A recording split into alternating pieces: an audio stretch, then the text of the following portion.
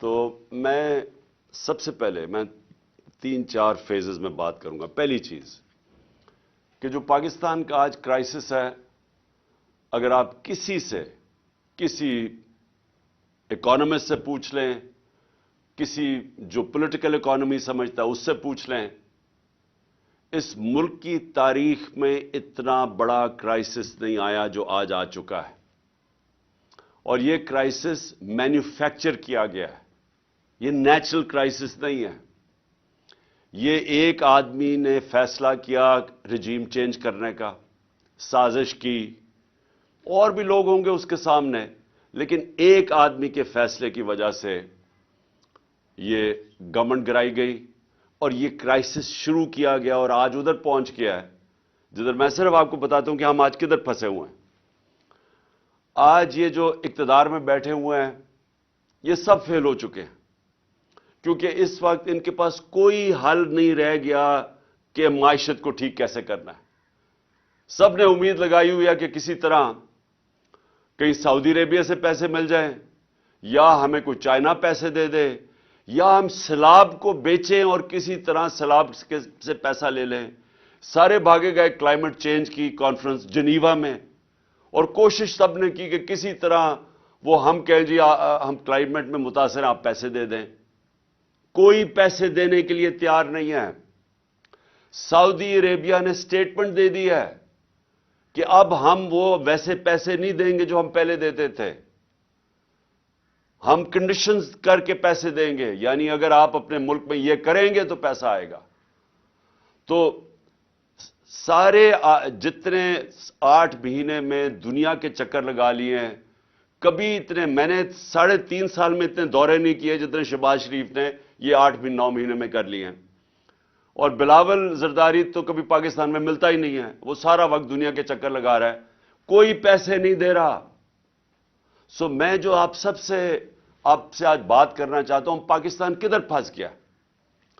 ہم ان لوگوں کے ہاتھ میں پھنس گئے ہیں جو 30 سال سے پاکستان میں اقتدار میں ہیں، اور ان کے 30 سالوں کے اقتدار میں پہلے ہندوستان آگے گیا پاکستان سے، پھر بنگلہ دیش آگے نکل گیا پاکستان سے. آپ سب کو پتا ہونا چاہیے کہ ڈاکٹر عشرت حسین اپنی کتاب میں لکھتے ہیں کہ 90 کی دہائی تک پاکستان کے سارے اکنامک انڈیکیٹر سارے بر صغیر میں سب سے آگے تھے. جب سے یہ 2 خاندان آئے ہیں، ان کی دولت میں مسلسل اضافہ ہوتا گیا، یہ پاکستان کے امیر ترین خاندان بن گئے ہیں اور ان کا پیسہ باہر پڑا ہے. لیکن پاکستان آہستہ آہستہ ڈوبتا گرتا آج ادھر پہنچ گیا ہے کہ ہمارے پاس اس ملک کی تاریخ کے سب سے کم ریزروز رہ گئے ہیں. ہم ادھر کھڑے ہیں جدھر آج دنیا پریڈکٹ کر رہی ہے کہ پاکستان میں سری لنکا کا سچویشن آنے لگا ہے. ہمارے آج وہ حال ہے، آج بزنس کمیونٹی سے پوچھیں کہ آج پاکستان کدھر کھڑا ہے. اس ملک کی تاریخ میں کوئی تصور نہیں کر سکتا تھا کہ ہم اتنا نیچے جا سکتے ہیں. آج ہمارے پاس ایل سیز کھولنے کے پیسے نہیں ہیں، اور خوف یہ ہے کہ جس طرح سری لنکا میں آخر میں تیل کے لیے پیسے نہیں بچیں گے جب تک کہ کوئی پیسہ نہ دے. اور پیسہ کس نے اب دینا ہے؟ کوئی باہر سے پیسہ دینے کے لیے تیار نہیں ہے.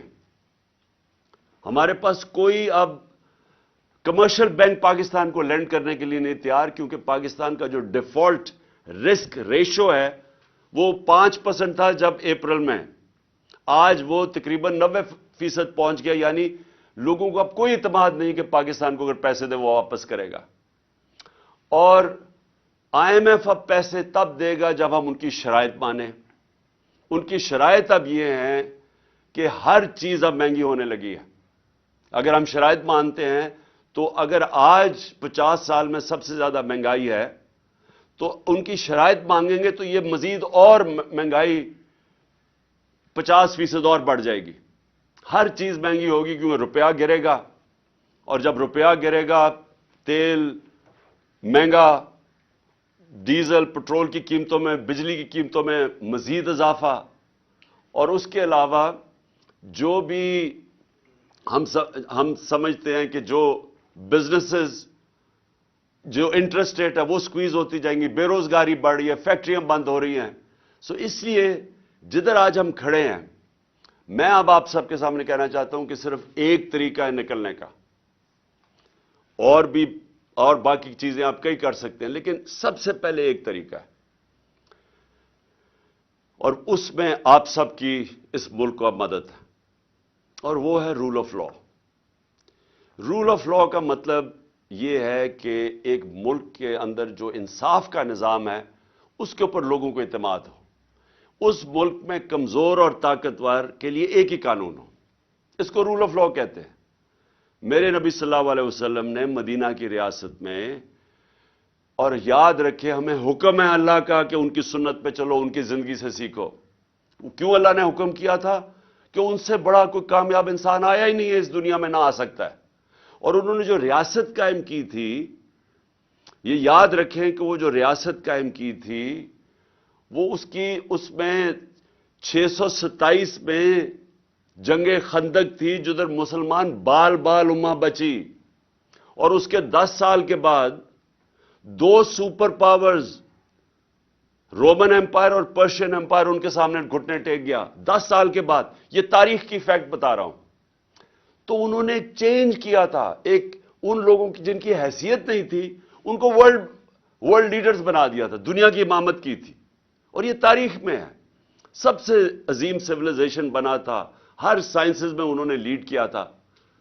تو انہوں نے جو سب سے پہلے مدینہ کی ریاست میں چیز قائم کی تھی، رول آف لا، انصاف قائم کیا تھا، عدل اور انصاف، کہ میری بیٹی بھی اگر چوری کرے تو اس کو سزا ملے گی۔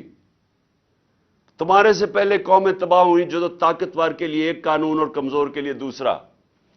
یہ ہے میرے پاکستان کے وکیلوں، یہ ہے پاکستان کا سب سے بڑا مسئلہ۔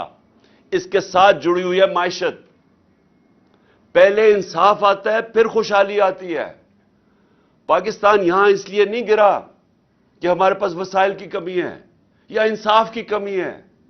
آپ کے سامنے ہے جو ہو رہا ہے پاکستان میں، کہ نامور ڈاکوؤں کو، جن کے اوپر ہمارے دور میں نہیں، پرانے کیسز تھے، اربوں اربوں روپے کے کیسز تھے، ان کو پہلے اوپر سازش کے تحت بٹھایا گیا اور انہوں نے اپنی ساری چوریاں معاف کر لی۔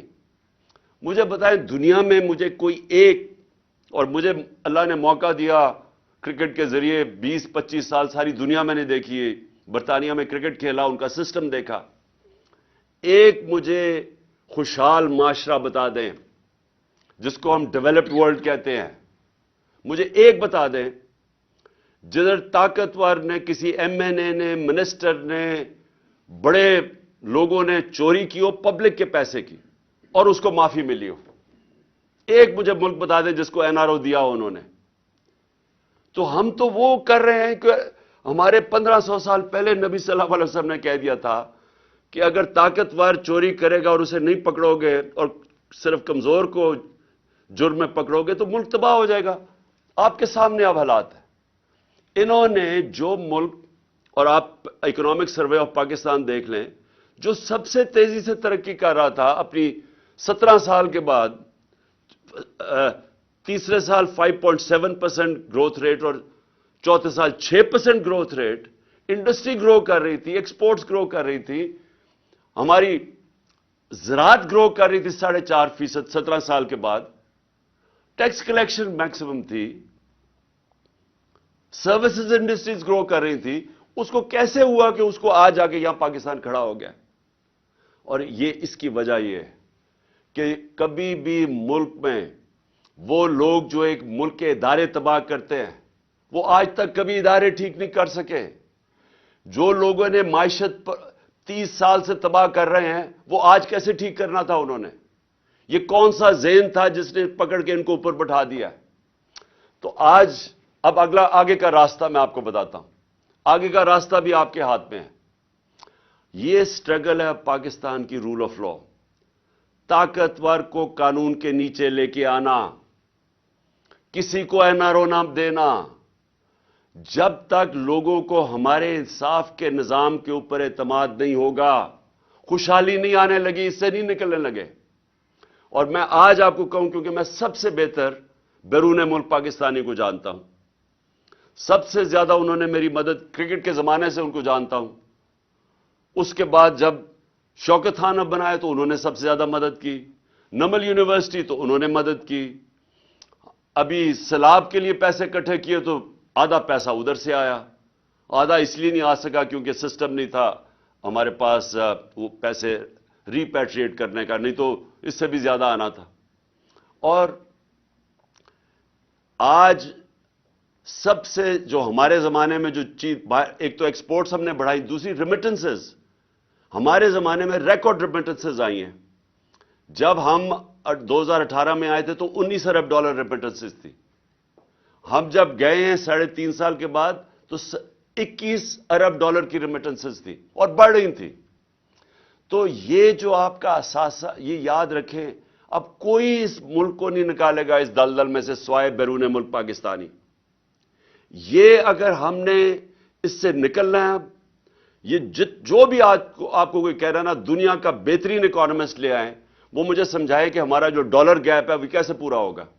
हमारा मसला क्या है कि हमने कभी एक्सपोर्ट्स के ऊपर जोर ही नहीं लगाया। नून लीग के पिछले 5 साल में एक्सपोर्ट्स बढ़ी नहीं। जब ये 99 में गए थे तब भी एक्सपोर्ट्स नहीं बढ़ी। तो जब दौलत ही नहीं आ रही, डॉलर्स नहीं आ रहा, तो मुल्क खुशहाल कैसे होना है। तो हमने एक्सपोर्ट्स को तो बढ़ाना है लेकिन वो टाइम लगेगा। तो जो सबसे जो चीज कर सकते हैं बैरून मुल्क पाकिस्तानियों की रेमिटेंसेस और इन्वेस्टमेंट लेके आनी है। ये असल बात समझे। अभी तक वो रेमिटेंसेस भेजते हैं, इन्वेस्टमेंट नहीं भेज रहे। जब उनके प्लॉट्स के ऊपर कब्जा हो जाता है, क्योंकि यहां कब्जा ग्रुप फिर रहे हैं और रूल ऑफ लॉ नहीं है, तो वो सरमायाकारी कैसे करेंगे।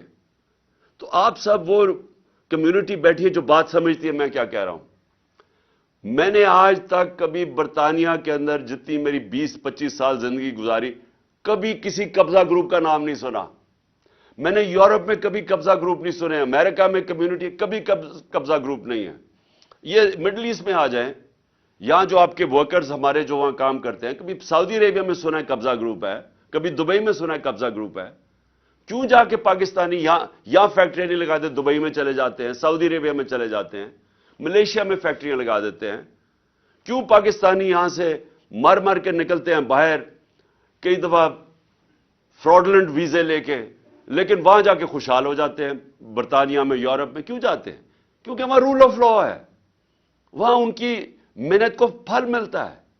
यहां क्या है कि सारे चोर ऊपर आके बैठ गए हैं। हर पाकिस्तान का बड़ा बड़ा डाकू आज बड़े बड़े ओहदों पे बैठ गया और लीगली अपने केसेस माफ करवा रहा है। यानी कानून इन्होंने पास किया असेंबली में जिसकी कोई प्रेसिडेंस नहीं है डेमोक्रेसीज में। इसका कोई मिसाल नहीं है कि बैठ के इन्होंने एक शिक बाय शिक नैब के अंदर चेंजेस किए हैं जिससे एक मिनट से बच गया। और चोरियां, मैं फिर से रिपीट करता हूं, ये जो करप्शन हमारे दौर के नहीं है, ये पुराने हैं। ये इनके अपने दौर के सारे केसेस हैं जो इन्होंने माफ करवा लिए। अब पहले मुशर्रफ ने माफ किए, अब जनरल बाजवा ने इनको पूरा मौका दिया NRO 2 देने का। अब मेरा सवाल यह है कि जब तक हम सब मिलके इस रूल ऑफ लॉ के लिए जंग नहीं लड़ेंगे, ये जहाद है।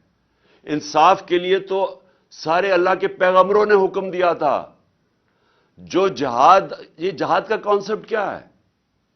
जहाद का हर कोई जहाद कहता है। जहाद की सबसे बड़ी चीज है नाइंसाफी, जुल्म का मुकाबला करना जहाद है।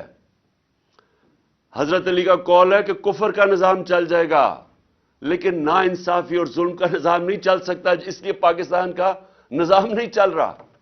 तो जब तक हम मिलके मुकाबला नहीं करेंगे कि ये जो लोग ताकतवर ऊपर आके बैठ गए हैं और कानून से ऊपर अपने आप को कर लिया, ये कैसे हो सकता है कि एक्स प्राइम मिनिस्टर, सबसे बड़ी पार्टी का हेड, मैं अपनी FIR नहीं रजिस्टर करवा सका। मुझे बताएं, आम आदमी जो आता है मेहनत करके ओवरसीज पाकिस्तानी और पाकिस्तान में इन्वेस्टमेंट करता है, उसका ताकतवर से टाकरा हो जाए तो उसको कौन बचाएगा? मगरिब में उसको बचाते हैं। उनका जो लॉ है वो प्रोटेक्ट करता है कमजोर को, जिसको इंसाफ कहते हैं। हजरत अबू बकर जब खलीफा बने, पहले तो नबी सल्लल्लाहु अलैहि वसल्लम ने सबसे पहले अदल और इंसाफ कायम किया मदीना में। हजरत अबू बकर खलीफा बने, उनकी पहली स्टेटमेंट सुन लें کہ کمزور اور طاقتور کو میں قانون کے سامنے ایک برابر کروں گا, انصاف قائم کروں گا. حضرت عمر خلیفہ بنے, سب سے پہلے انہوں نے کہا کہ میں انصاف قائم کروں گا. حضرت علی کی پہلی سٹیٹمنٹ پڑھ لیں, انصاف قائم کروں گا. بڑی دیر کے بعد عمر بن عبدالعزیز آئے, اس کے کئی سالوں کے بعد, انہوں نے سب سے پہلے انصاف قائم کیا. دیکھیں انصاف کا جو نظام ہوتا ہے, جس طرح نیلسن منڈیلا نے کہا کہ اگر آپ نے غربت کم کرنی ہے تو انصاف قائم کرو. نیلسن منڈیلا کہہ رہا ہے, یہ تو میرا سب کے لیے, کہ ہمارے ملک میں وہ نظام جدھر اعظم سواتی کو, یعنی ایک سینیٹر کو ایک ٹویٹ کرنے پہ, اور سچی ٹویٹ, جو ایک پولیٹیشین کا کام ہے کرنا, میرا کام ہے کہ اگر پبلک کا پیسہ چوری ہو رہا ہو تو میرا کام ہے اس کے اوپر آواز بلند کرنا.